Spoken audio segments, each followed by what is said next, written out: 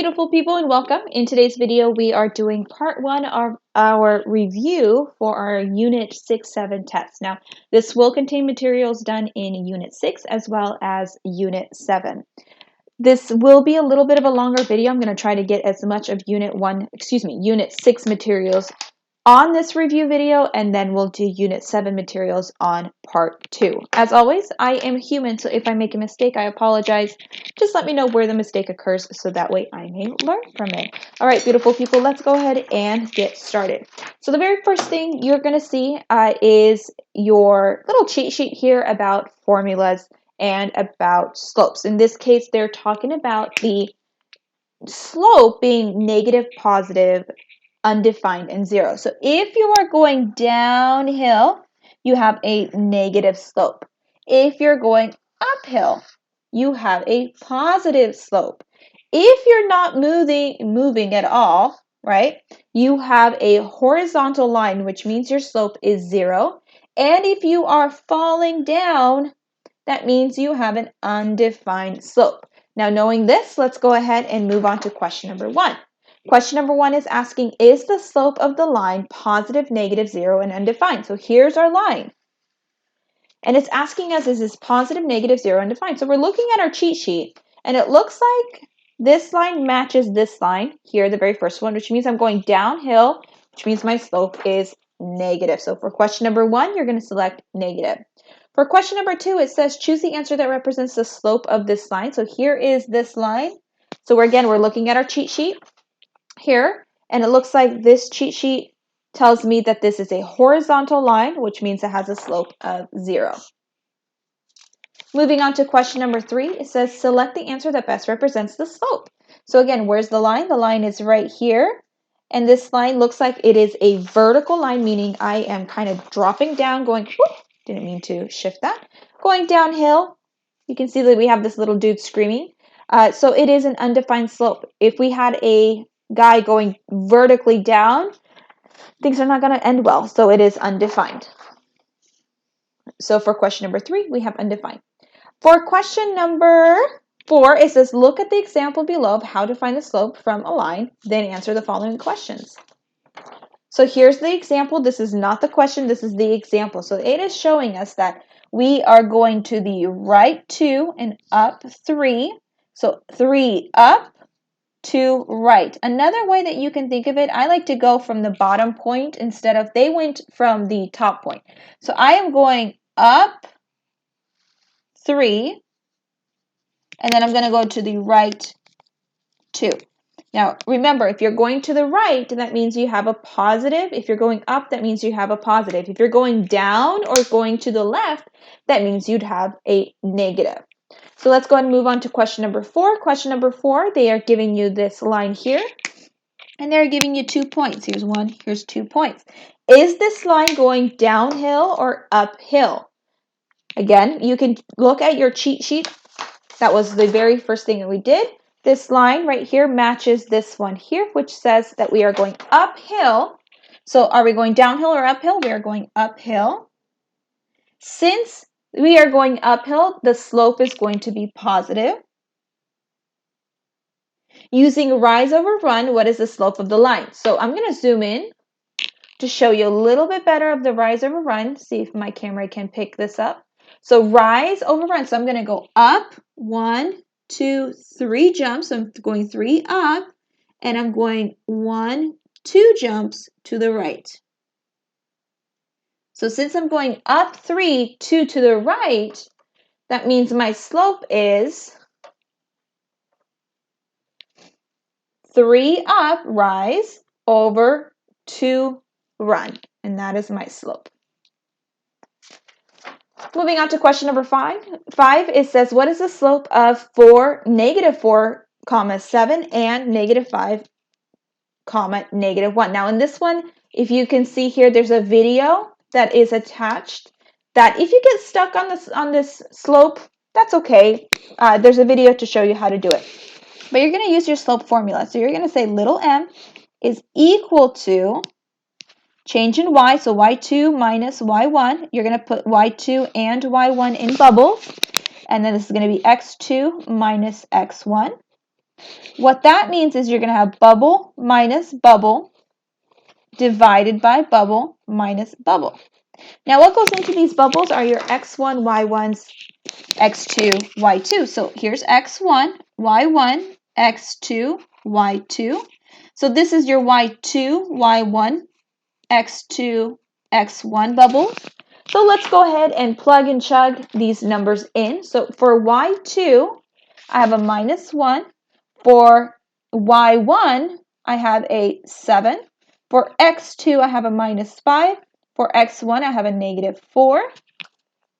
And depending on your teacher, will depend on if you are allowed to use calculators. In my class, you are allowed to use calculators. So I have my calculator here. I'm typing in just like I see it. Let's see if you guys can see my calculator. I'm typing in parenthesis. Let me see if I could show you a little bit better. Parenthesis -1, parenthesis minus parenthesis 7. Make sure that you are showing the parentheses in your calculator just like you have it on your paper. So this is a -8 on top. And I'm going to do exactly the same thing here. I'm going to do parentheses -5, parenthesis minus parenthesis -4. Here it is. I'm going to press enter, and that's going to give me a -1. Now here, depending again on your teacher, will depend on if they want you to simplify. So I'm going to simplify this. I'm going to do -8 on my calculator divided by -1. And so that gives me a +8. So my slope with the given points is simply 8.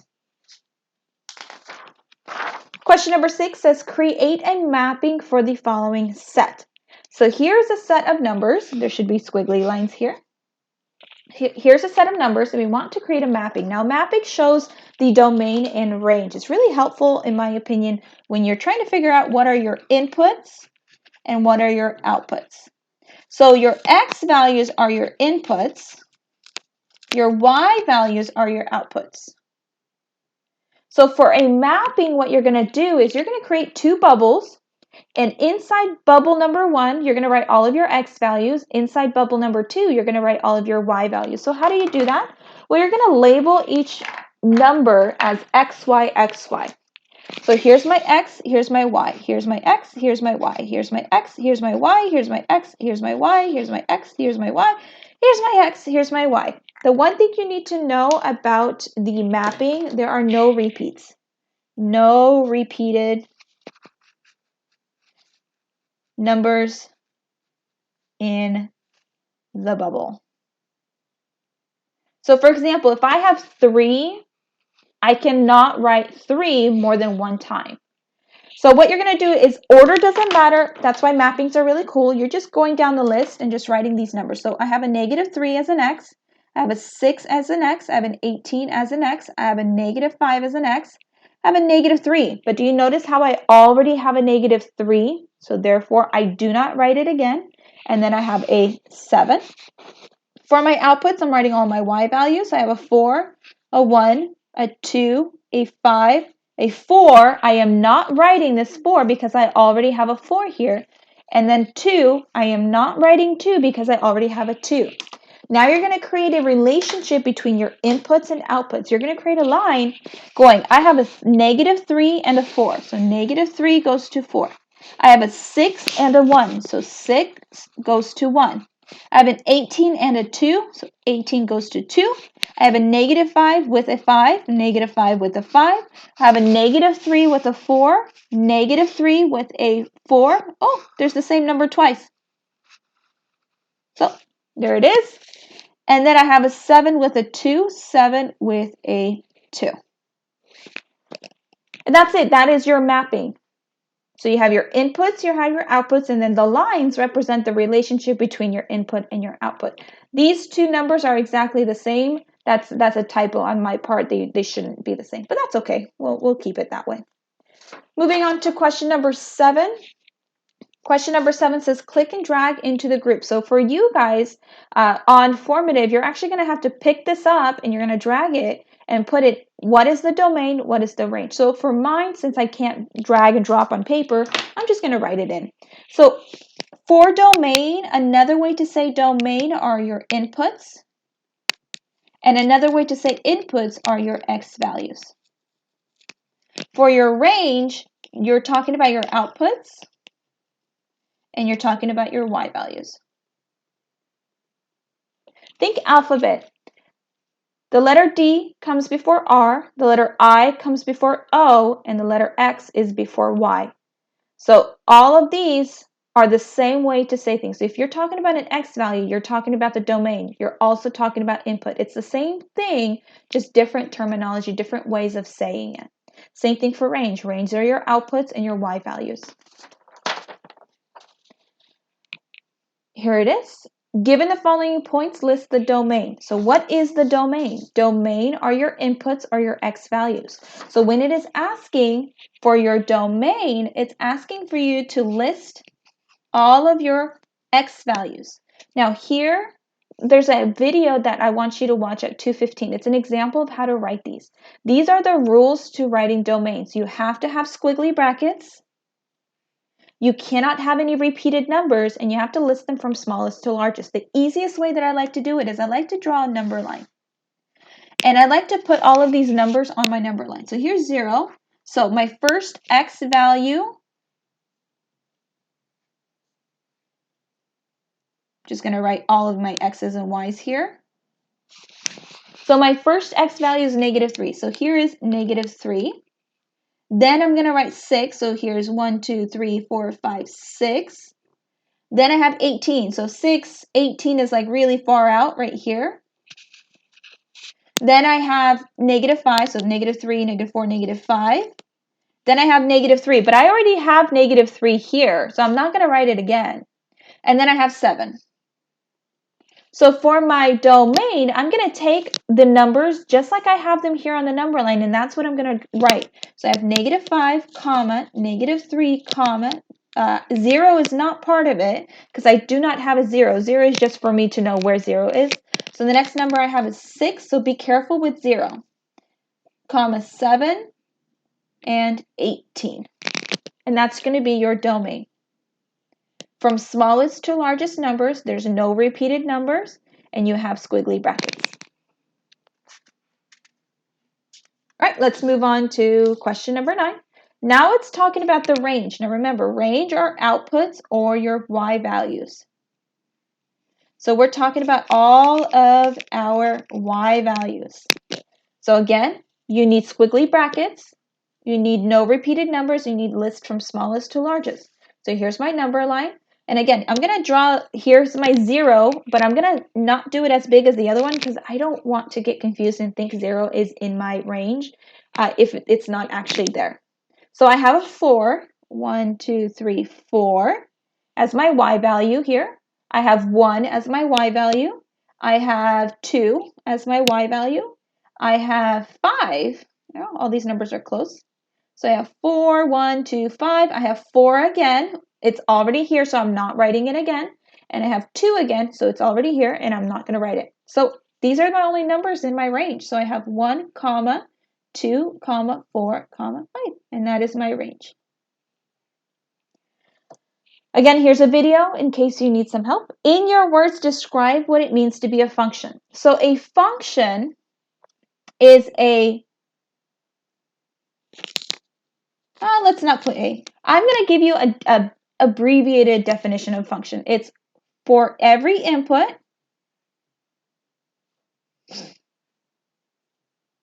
there is only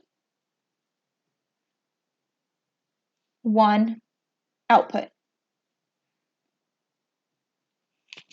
So if you're doing a mapping and you have 7, and here's your input, right? Here's your domain, here's your output. Each number, like 7, can only go to 8. That is a function. If input goes to 2 different numbers, like 8 and 9, this is not a function. So each input has to have only one output. So this is an example of not a function. Okay, let's move on to question number 11. Question number 11 is asking us to use the vertical line test. Is the following function a function? Is the following a function or not a function? Excuse me. Why? How do you know? So how do you know this is a function or is this not a function? The easiest way is to use the vertical line test. And I like to use the vertical line test here. I'm going to draw just many different lines, just randomly, no particular order. And I'm going to draw a dot where my curve meets my vertical line.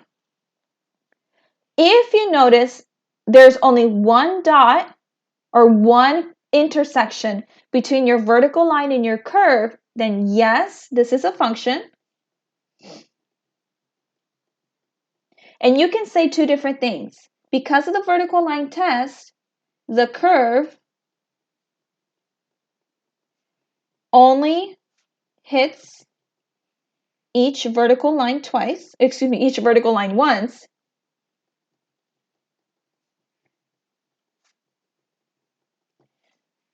And then the very important part to know is that each input, each x value, has only one y value. Or each input has only one output. That is super duper important. Each input has only one output. Move on to question number 12. Again, vertical line test. Draw some random lines. Draw where your curve intersects with your vertical lines. And again, if you have more than one intersection, that means it is not a function. In this case, I only have one intersection for each vertical line. So yes, this is a function. Oops, you can't see. Sorry about that. And again, very important thing, each input or x value has one output or y value. Moving on to question number, that is it. No more questions on this. So I guess we're going to wrap up this part 1. The question number 13 is going to start question number 13 is going to start on part 2, but we're going to call it question number 1. So thank you so much for watching. Please review, know the definition of a function, know that there's only one input, one output, super duper important. Practice your formulas, and I will see you in part 2. Enjoy the rest of your day, and thank you so much for watching. Bye.